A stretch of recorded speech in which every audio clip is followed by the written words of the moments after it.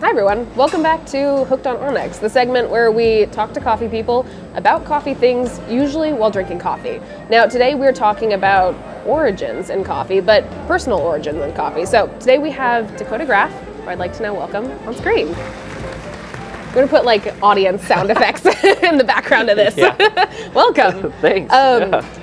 Now I've welcomed you here. You don't currently have coffee with you or in front of you. That's correct. That's because I prepared coffee for you. I'm going to go get it. And with the contingency that I'm going to bring out 2 mugs and you get your choice of which mug you like. Oh, shoot. These are great. Do you have a preference? Yeah, I like this Okay, one. I figured. Wow. In case you are also welcome to keep this mug. This is now amazing. yours. Yeah, I love it. Well, coffee. We both work in it. Yep. That's fun. Yeah. Question for you. How did you get started in coffee? What is your earliest memory of coffee? Earliest memory of coffee. I started in coffee like really young in a way. I have always been kind of obsessed with it in sort of like a really interesting way. I approached coffee in high school mostly as a place to go. Mm-hmm.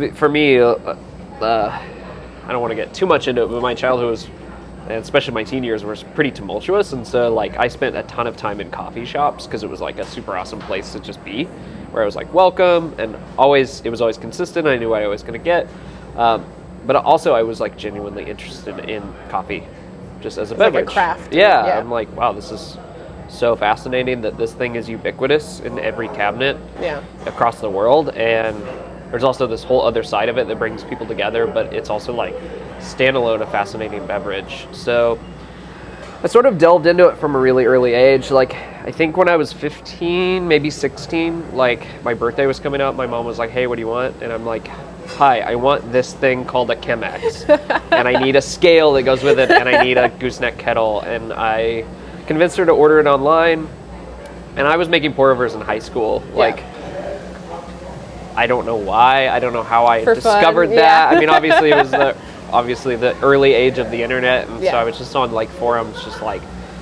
discovering diving into the coffee secrets. is. Yeah, so I was making Chemex pour-overs for my friends in high school, and then just sort of matriculated through that. I did start as a barista. I did like this twofold thing where I was a working barista at Starbucks in high school. Great high school job, really loved it, super fun. I also was like a home barista.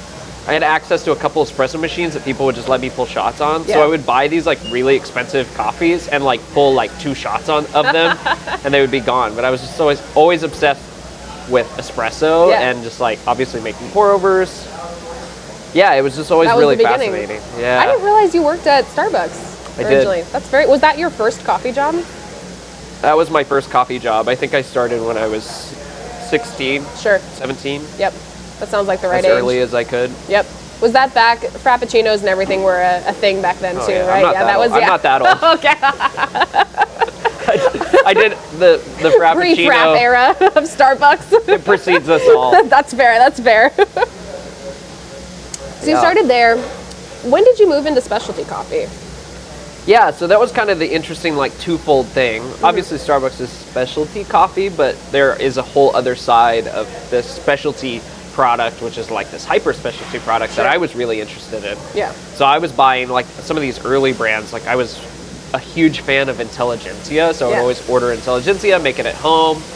So I was already like making espressos of these high-end coffees, these coffees from Colombia, and I remember Ethiopian Naturals just being like a huge favorite of mine personally, which is like typical of an early classic. barista. Yes, I remember my first like blueberry natural, to this day. So I was already sort of like dipping my toe into those preparation coffees at home, and my ultimate goal was to work at a really high-end specialty shop. Sure. The issue is that in the place in Missouri I was at, there wasn't a specialty shop. So I actually had to move in order to like move into specialty coffee. And I made the move specifically because of that, but also just like it's a bigger city. And so it was kind of a natural like progression for me to move there. And so the place I ended up getting a job was called the Coffee Ethic. Still is called the Coffee Ethic. It's still around. And that was one of the first places I had like one of those amazing, like I call them spark coffees, which is a coffee that just really like good phrase, actually, made me like move into this new era of like coffee nerdery, like interest in it. Yeah, absolutely. And I basically begged them for a job on Twitter. That's I've never heard that strategy before. I just DM'd the owner. I was like, I want a job. I want to work here so bad. Please let me in. And I got a job, and I was there for 4 years. Yeah, that's a good amount of time as like a barista at one shop. Yeah, 4 years. I loved it. It's a super special place. The owner like sourced amazing coffees, so I got to work with like Elita Estate and all these like super cool like Finca Clara and really in El early Salvador. on. Yeah, that's super cool. So like I've been working with Wilfred's Coffee for so long. That's incredible. And it's just been it was like such a good first job. Yeah. It was such a good mentor to me, and I learned so much there. It was just incredible. I dipped my toe into coffee roasting at that time, and a lot of like more broad specialty knowledge. I learned what coffee competitions were, and that's a whole thing. And you're back in them, like in the barista side now, out of the SIGs. Yeah, it's very exciting for sure. Yeah. So you got your first specialty, like true like specialty barista job. Nowadays here at Onyx, you work a lot in Greenvine as the director of coffee. How did you scoot from being a barista into what you do now? Yeah. It's a really popular question I get asked a lot. Yeah. What's your career path and how can I replicate it? Yeah, becoming a green buyer is interesting. So let me back up a little bit. It was like, obviously being interested in coffee and having like a really keen interest in specialty and high-end specialty early on. I was just obsessed with like where these coffees came from and like why we as an industry sourced coffees from all over the world. And I kind of wanted to be on that side of things of just being like, well, I like the idea of like, I see like creating a really good coffee menu as like creating a mixtape. Yeah. Like as in like you have fun this, way to look at it. Yeah. You have this track, you have this track, you have this track, and they're all kind of like harmonious. It comes together, yeah. And I always was kind of obsessed with how that works, and then discovering like seasonality and understanding how all these coffees interplay. And on the roastery side, I've never actually like wanted to be a coffee roaster, which is kind of interesting. Like I've always had an aversion to being a coffee roaster. Sure. But I've always viewed it as a necessary like thing that I needed to do. Like understanding like that step in the process as well. Which is funny because a lot of people know me as a roaster. As a roaster, but I'm, like, I mean, you roasted all of my competition I have coffees, a very high aversion to being like known as a roaster. Labeled as one, yeah, for sure. But it's so I mean, to answer your question, it was like there is no way to like matriculate through a supply chain, a very complex supply chain as a barista to become a green buyer. Most people just start a company and they just maintain that senior position because it's like the only way to like get there. Well, one, it's the only way to get there, but when you're a company owner or you're like someone who started a business, you're making all the decisions for that business. Oftentimes the decisions I'm making are like some of our biggest financial decisions of the year. No pressure. No pressure. Which is why most owners retain that, because it's like it's hard to hand that off. It's a very important position. But I like really was interested in a lot of that. Like I'm interested in finance and supply chain and global logistics and all these things. And so the short answer is I moved to Colombia. I've heard this story very briefly before. I thought it was fascinating. Yeah, so I followed a coffee producer on Instagram. There's a trend here, like Twitter. The social media, really, Twitter, like Instagram, it is a tool. It is a good networking tool. I've always used it as that. I had a coffee at Oddly Correct in Kansas City. That was been there. Oh yeah, it's a good shop. Yeah. Gregory was sourcing coffees from this farm called La Palmio Tucan, which now everyone's which is like, an infamous name. Now everyone's it is like iconic. Of course, I know La Palma, but this was pre kind of. Yeah, maybe this was 2000. I don't know. I'm not even going to date it because I don't even know what date it was. Don't worry about it. But I had this coffee that was tremendous, and I thought it was really interesting. It was a lactic process coffee, and I was like, I don't know what that is. Yeah. And they were one of the only producers I knew that had an Instagram, so I followed them and kind of discovered this whole world of La Palma, and they ended up posting that they were starting a hotel. and that they were looking for baristas to come and do hospitality with them to help launch this hotel. And it was like an experience, immersive. And I personally was interested in traveling as much as possible. I still am, but at the time I had not traveled hardly at all. Yeah. And I was like, I want to do that. So I contacted them and said, hi, I would like to go. Please, may I come to your farm? And I got nothing back. Yeah. And I completely forgot about it. Was working as a barista still at the Coffee Ethic. And then one day I got an Instagram message that said, hey, let's have a meeting. Like, this sounds great. Let's do it. That's awesome. And then I remember I was eating like a day-old muffin and drinking coffee on the couch. And the reason I remember this is that ended up being one of the most seminal decisions I made as a barista in order to become who I am today. Sure. That was a lot about luck. Like, they instantly, like in 2017, they became one of the most famous coffee producers in the world. There was, won. I remember the year in barista comps where, I don't remember what the exact number was, but it was more than a majority. It was a large majority of all the finalists in barista comp were using La Palma as their coffee, and that was just like, it just swept the stage that year.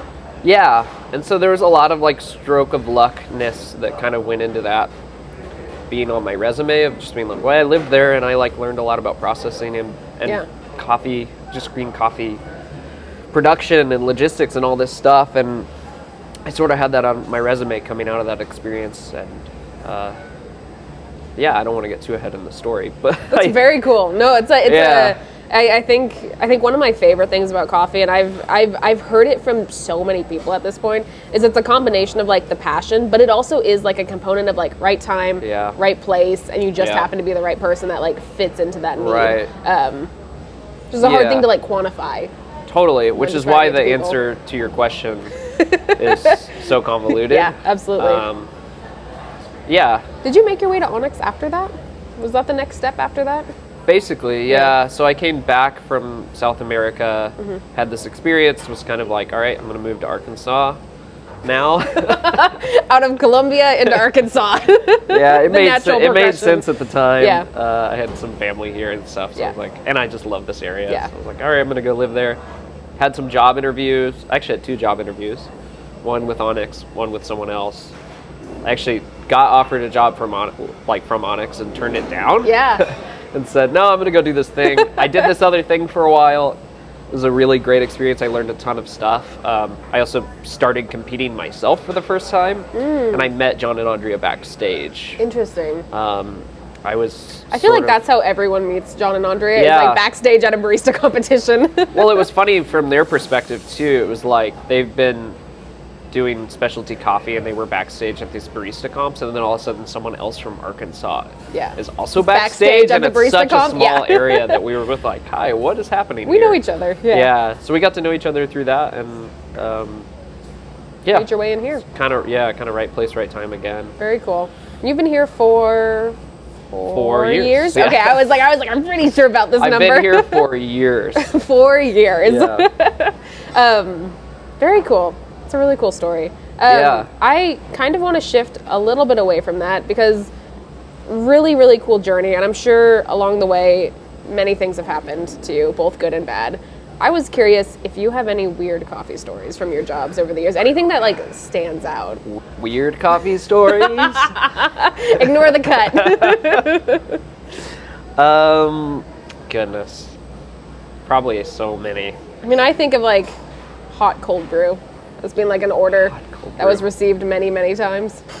Oh, I can't even talk about hot cold brew. Just like the fact that that's a Do you want to debate the science of hot cold brew? I have to say. It's like cold. I've seen so many cold brewers. Have you ever steamed cold brew before?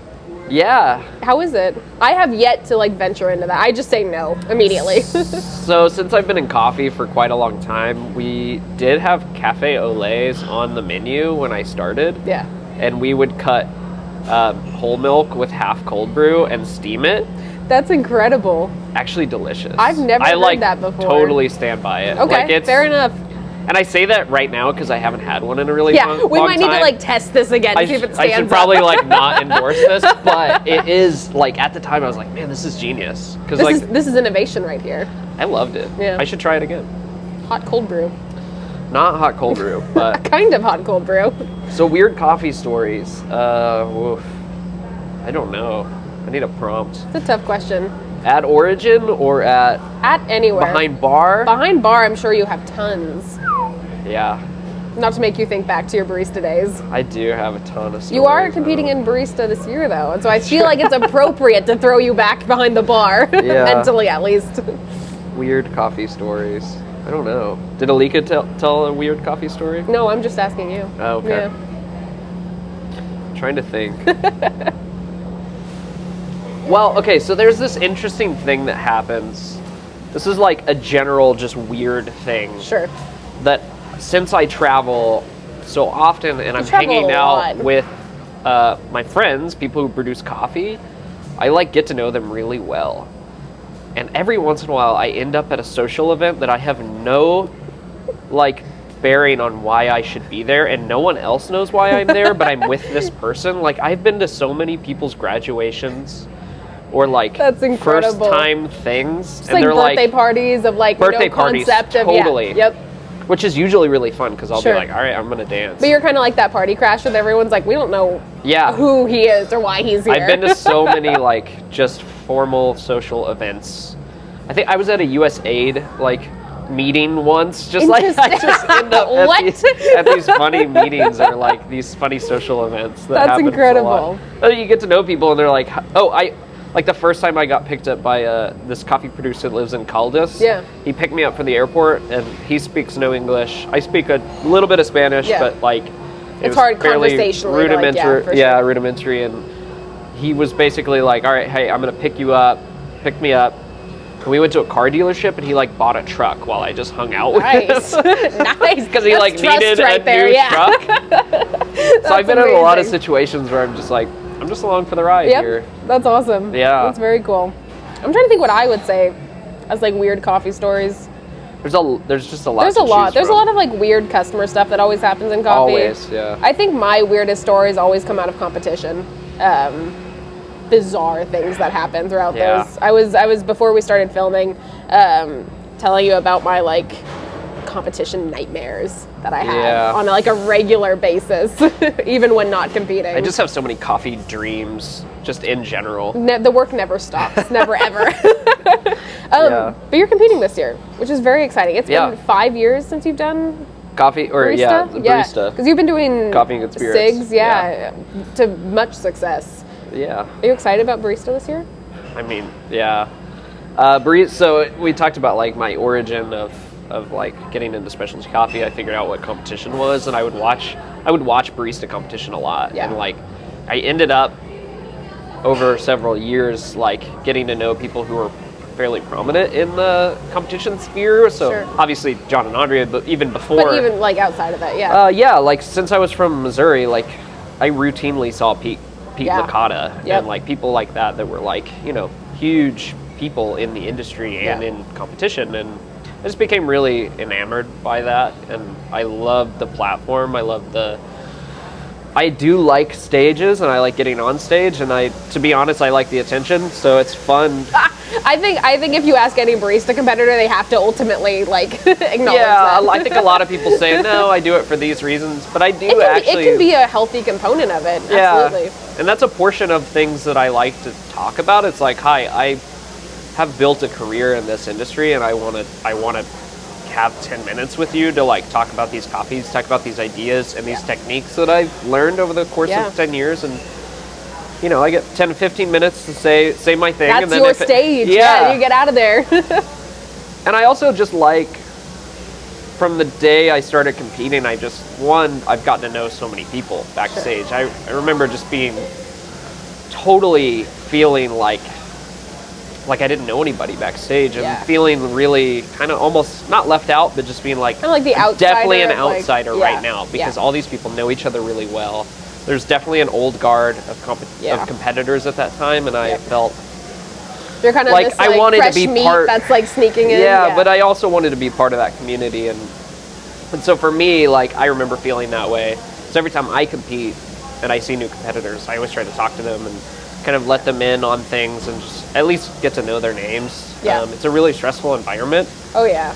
Especially backstage. That's a interesting space to be in for sure. So I always try to get to know people, but something about competition outside of just meeting new people and becoming part of the community is that I always learn so much over the course of training and then to the day that you're competing.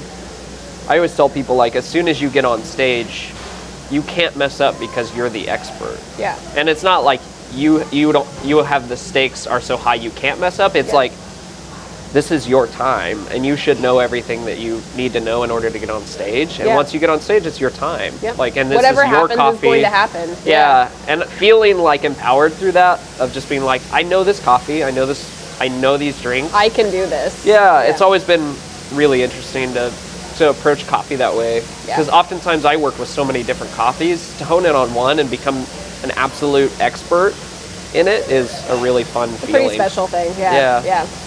How long have you worked for Onyx? Since May? I guess, May, July, August, September, 6-7 months? Yeah. Yeah. It's Not been a long time. It's been a little bit of time. It's been an interesting journey for you coming out of competition, US, and then being integrated into right Worlds. into this. Yeah. So now been a good journey though. Yeah. Oh, for sure. Oh, perfect timing for a train to go by too. Well, you've worked for Onyx for 6 months. Obviously, we've gotten to know each other pretty well. Yeah. And I feel like your coffee journey has been sped up so rapidly. But what are some personal goals or coffee things, more specific coffee things that you want to do? That's a good this question. year?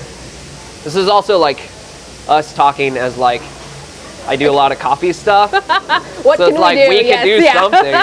It's a big question. I get asked a lot about what my 5 to 10 year plan is, mostly by my parents. And the answer is, in coffee, I don't know. I think a lot of my journey so far has happened very organically. It's been a lot of things happening to me, not as much me seeking them out, which is, it's a pretty big privilege just be able to walk through doors as they open. But in that way, I haven't spent as much time as I'd like to just thinking about my pathway moving forward.